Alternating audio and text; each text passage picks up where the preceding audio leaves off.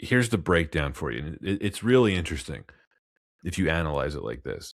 So the history of Pixar, from the very first Toy Story in 1995 until COVID hits, right, 2020, Mm-hmm. they released 21 films. With the sole exceptions of The Good Dinosaur and Cars 3, all of them did not just well at the box office, but like gangbusters. Mm-hmm. They were always one of, if not the biggest movie of the year. Like Toy Story 3 was the biggest movie of 2010. They were must-see theater events. And by the way, The Good Dinosaur and Cars 3 weren't bombs. They did decent. They did decent. And So they had 19 of 21 films that did gangbusters at the box office. That's one of the highest batting averages that a studio can have. Since COVID, you were mentioning this earlier, you have Onward, Soul, Luca, and Turning Red all got Disney Plus releases. Or was Onward a theater release and just bombed? it was, I want to say it was released in theaters before the full pandemic.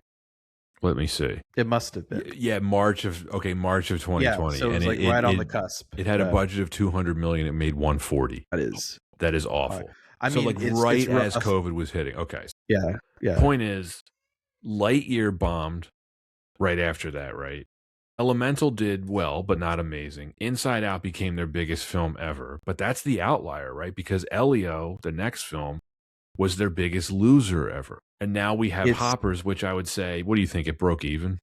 It broke even. I mean, on paper, based on just the box office and the budget they've said, it's made money, but we all know kind of, yeah.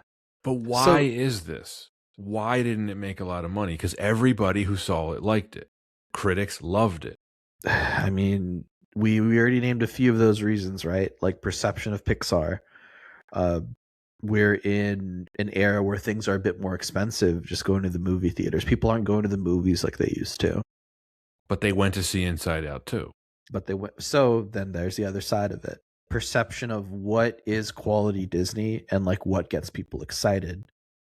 So if we look at like the history of like before 2020, you have a lot of original ideas that are doing exceptional for Pixar. Like they are a movie, like they are an original idea machine. A lot of those films that are highly successful, we're talking the Toy Stories, the Monsters, Inc., the Incredibles, they're all getting sequels, even across that era, all the way up through like 2020.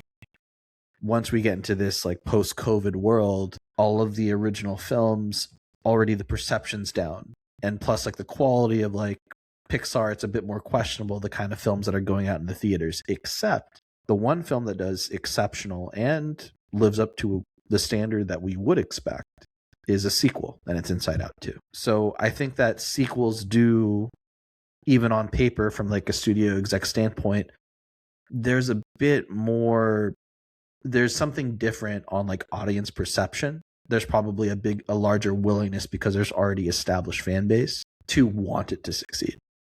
But yes, and I'm sure when this episode releases, Toy Story 5 will have made $1 billion. And that's like a big looming thing, right?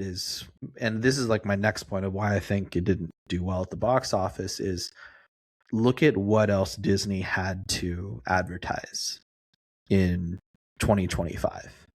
Or sorry, in 2026. In 2026, Disney has like kind of, I'm looking at the list right now. It's not a very large list of films, fair to say. But the biggest film on that list for Disney is obviously Toy Story. And you can joke around and say like The Mandalorian, but really it's going to be like Toy Story. It's Toy Story. I mean, no doubt. No doubt. I mean, you can throw a football across the yard and be like, well, there's also Doomsday. But that's in its own category, and that's later. That's coming. Yeah, later. that's coming later in the year. This is something I